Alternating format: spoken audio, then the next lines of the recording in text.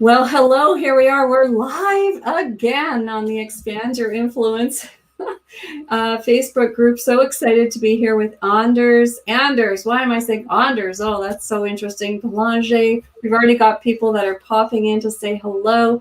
September 8th, 2020. We're just under 2 weeks. We're 10, 12 days away from our event on September 19th and 20th here online. I was just about to say live in Winnipeg, which was the original plan. And so Anders is coming in as our MC, and I am so delighted. If you haven't yet had a chance to read about Anders and his amazing Engagify, I believe, is the name of your company now. You've had some pivoting happening like many people.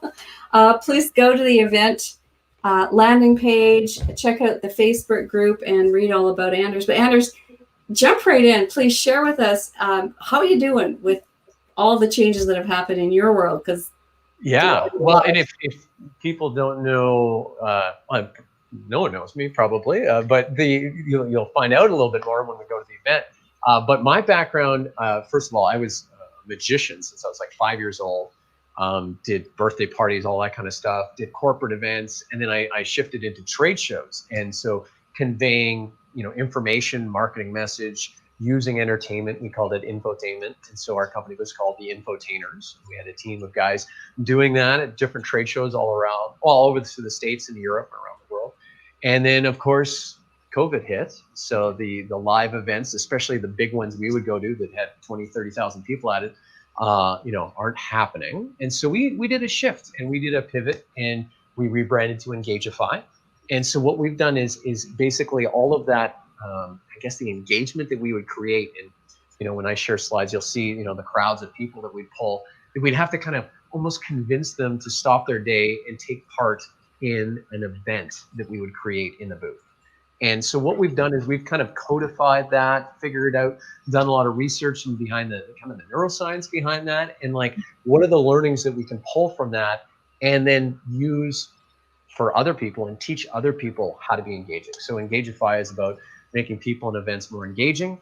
And so you're going to kind of see a little bit of both of that at the Expand Your Influence event, because I'm going to be doing a presentation on virtual engagement. Okay, so how to create engagement right like we're doing right here. Yeah. And then at the same time too, I'm going to be emceeing. So you're going to see different tactics and different methods, and you can model that through the presentation or through the day.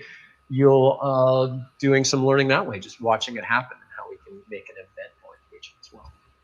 Yeah, it's fascinating to watch you work. You and I have known each other now, I think going on 10 years. Met through the Canadian Association of Professional Speakers, CAPS, here in Manitoba.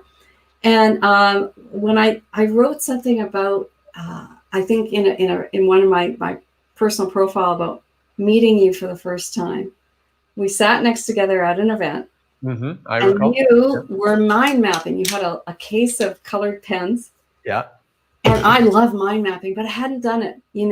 I hadn't really allowed myself to play for so long. I was so in my head and trying to get my business going. And I went over, wow, that looks like so much fun. And you were taking all kinds of notes. And what happened in that moment is I really began to appreciate how you have learned how to engage both sides of the brain. True. Yeah. And then watching you and your business grow over the last decade, and remembering you from, the magic, and I don't know if I said this to you, Anders, but I sometimes think that you were the one I hired for my son's 8th birthday. And I might have asked you this before. We had a basement that looked like Elvis's kind of disco pad sort of thing. Well, it wasn't disco. But we'll have another conversation. I'm not sure if I was in Winnipeg at that time. So that's okay. Yeah. But Anders, you started off in the creative sense. Like I say, you came through, you started your business, you began to entertain masses of people in trade shows, 10,000, 20,000 people in these massive. They wouldn't all be at the booth I was working. No, but there's a lot of people in the building. a lot of people, and your job was to get their attention using many skills that you've developed, neuroscience and being, NLP, etc. And now you've had to make this massive pivot online. And there's so many micro pieces to that, and there's macro pieces to that you have figured out already. So if there was something that, people who are making that switch from the live event to the online event, for example, or who've never done an online event or a live event of any kind and want to, what would be an important thing for them to think about in planning that from your perspective? Sure. I mean, when we kind of look at the body of knowledge that we, teach in the trainings that we have, and we have on-demand trainings, and we do live coaching, and webinars, and that sort of thing. I talk about making it perfect. So stands for the performance. Okay, so that's the performance of it. Understanding that even though you're just still, at your desk or however your thing is, wherever you are presenting this information, that there still is a performance piece to it.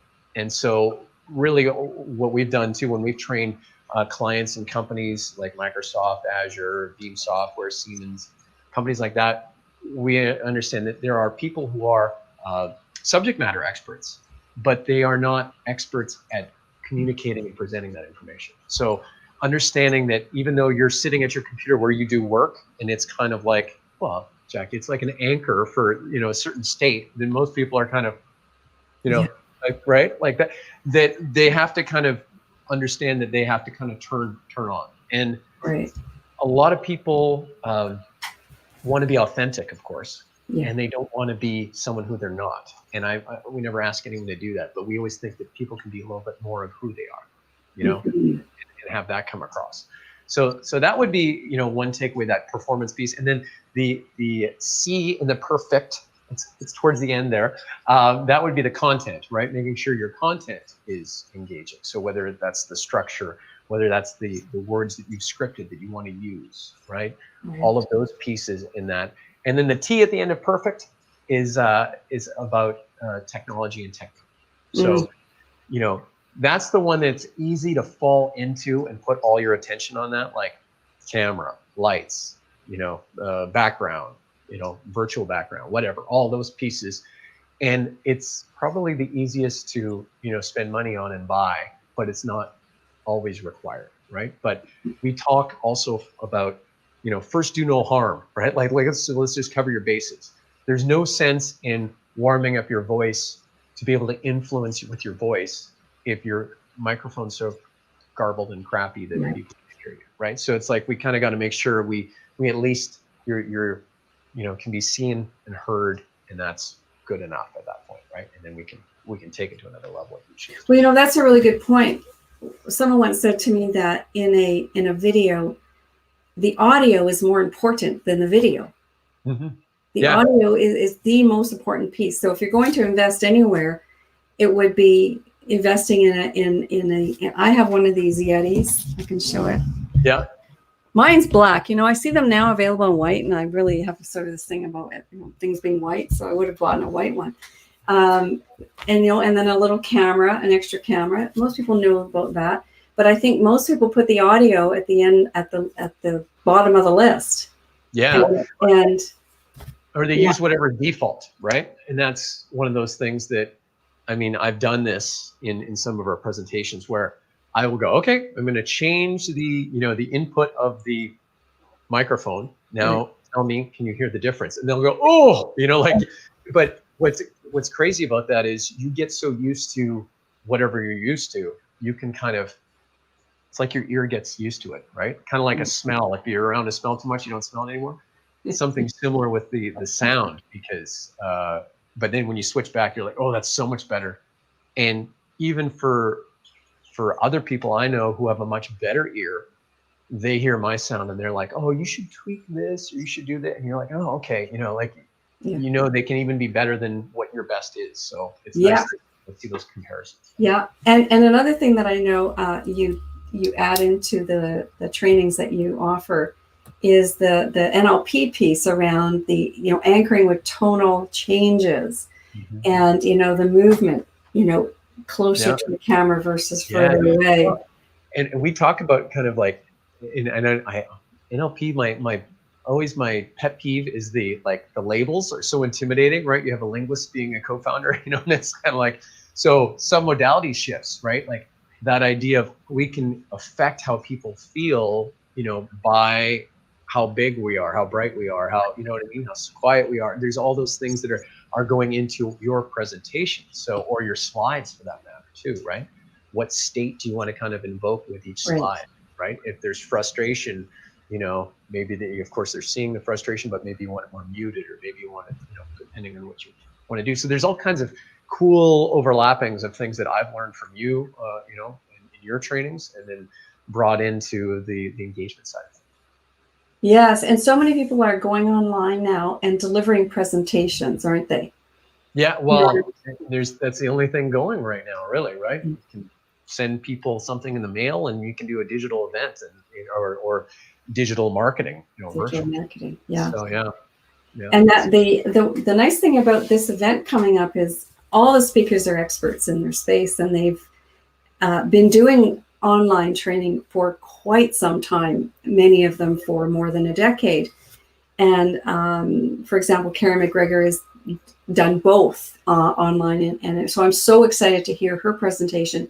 And one of the things that I've discovered as doing the presentation online, I've done a lot of coaching and masterminds with my group on Zoom for quite a number of years, but the presentation online takes it to a whole new level, where you have a PowerPoint where you're sharing slides. Some of your slides may have animations, or you might want to add music in.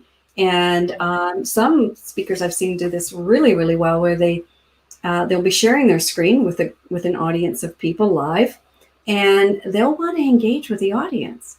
So there's a couple things that you can do. Can you talk about 2 or 3 things? What can a speaker do when they want to engage online with a live audience and they have a PowerPoint presentation? Have you got some thoughts there? So, okay. We're giving too much away. I know. Well, so with the PowerPoint presentation, yeah, there obviously the slides can be made engaging, like you said, with animations, things, movement.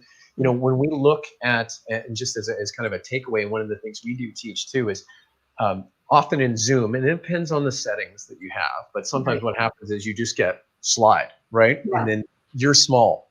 Yeah, and so we talk. Yeah, it depends, again, if you're in gallery or if they have the side-by-side viewing selected, if we're talking Zoom, but sometimes people are presenting on, WebEx, Teams, Skype, all kinds, right? Hop in, there's all these new ones. So what we talk about as a speaker to kind of present themselves is don't slide hide.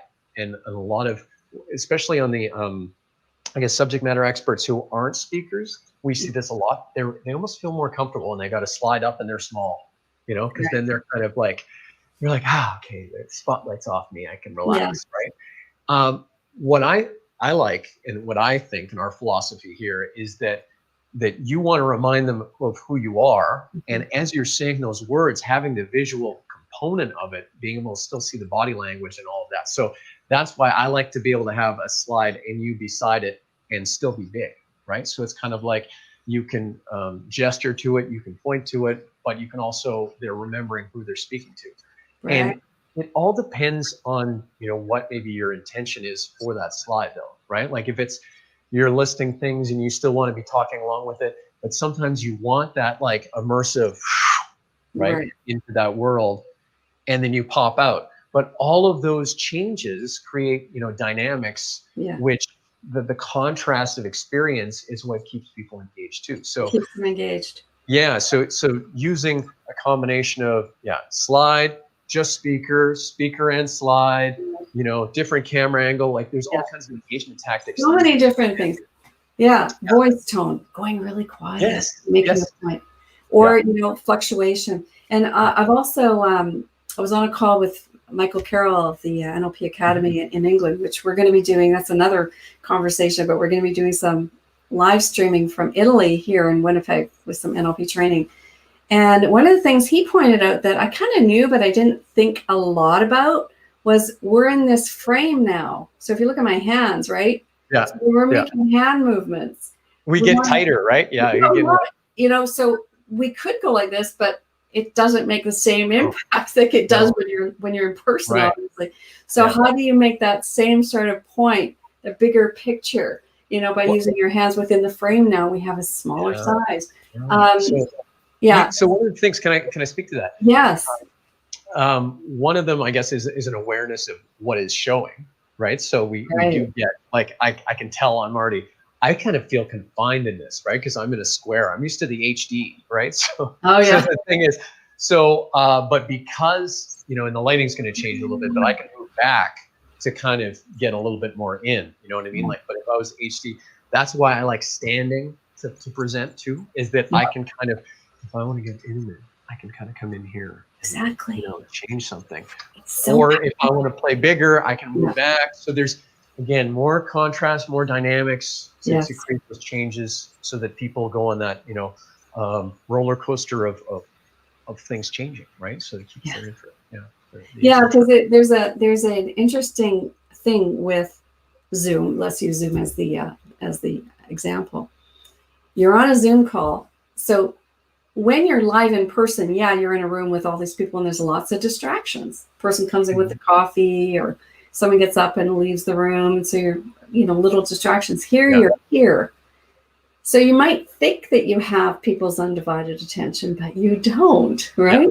So what could be a couple more things as we wrap this up that you could suggest to those?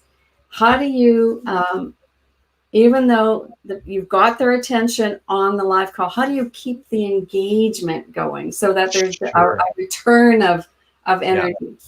Well, and that's what you kind of touched on, is what we call the engagement gap, and the idea that, you have people who maybe this is new to, they've never been trained, maybe they weren't that engaging in person in the first place, right? So there's those challenges. And then on the flip side is the audience is busy, distracted, no time. The attention span is shrinking on their phones. Yeah, exactly. You don't even know. Like, we train a lot of salespeople how to engage, right? They're selling maybe on a one-to-one basis on Zoom. So not even as a speaker to many, but just a one. Like, even though I'm talking to you right now, Jackie, it's possible, and I'm not insinuating that you are. You could be shopping on Amazon right now. I don't really know, right? But like, I can see your face and you're laughing, and I'm like, okay, good. Well, at least, I know you're listening, right? But you could be off tasking, doing whatever, right? And the other challenge too is that you are consuming this information on the same device that spikes your dopamine and you watch entertainment on now, right? Like, so we need to live up to a higher level just to be able to compete with expectations. Does that make sense? Yeah. So that's one of the point, the competition piece of all the other media people are consuming. How do you provide something that's as good as, if not better quality of an experience? So that's why we have to raise our game, right? Exactly. And you have to be doing more than what just standard is, or just standard in person is, because of what because the threshold for stimulus is so high on the medium that we're on.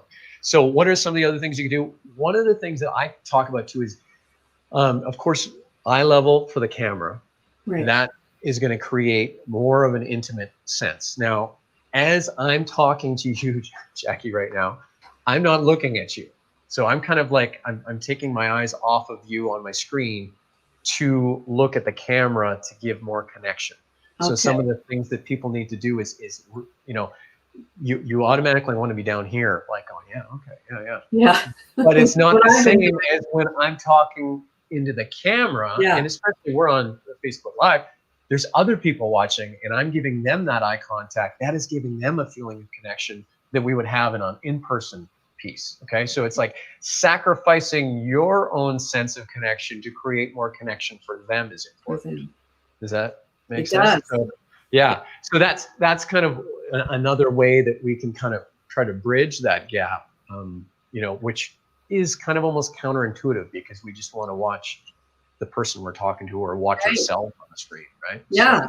And I've been looking at you through this whole StreamYard. Yeah. So it probably looked to the audience that I've been looking at you through the whole StreamYard. And I want to be looking in the camera. So I want to be talking directly to them. And thank you for pointing this out, as I've done a fair number of these calls, and very few of them have I really looked right into the camera to speak to the people in the audience. I'm going to take that piece away as my number one piece from this. And it feels okay. I can actually peripherally still see you. So I still feel the connection. You can check back in, but it's just and the other thing that we do in our training, we talk about putting an arrow underneath the camera pointing up, right? So that you kind of, you see that arrow, you go, oh yeah, I forgot. You know, it's a reminder.